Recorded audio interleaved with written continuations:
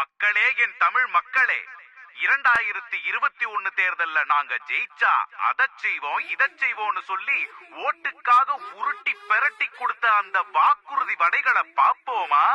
அது என்ன வடை? ஓ, அந்த சுடல சுட்ட வடையா?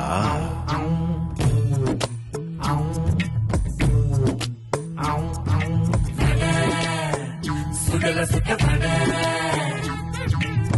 வட சுட்ட வட சுட்ட வாயால வட சுட்ட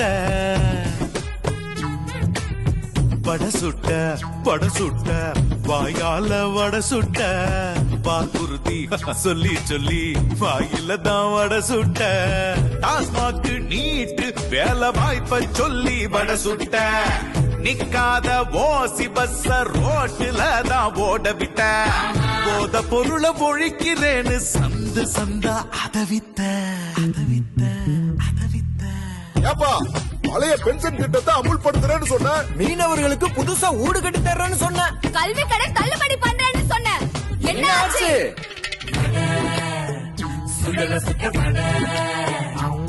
அப்ப மாசம் மாசம் கரண்ட் பில் ரீடிங்னு சொன்ன, இப்ப 2 மாசம் ரீடிங்னு ஷாக்கு தானே தந்த.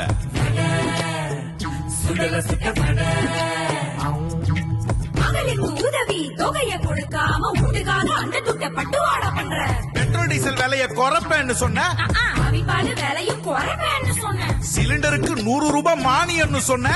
என்னாச்சு என்னாச்சு வாக்குறுதி என்னாச்சு? எல்லாமே சுடல சுட்ட ஊசி போன வடையாச்சு.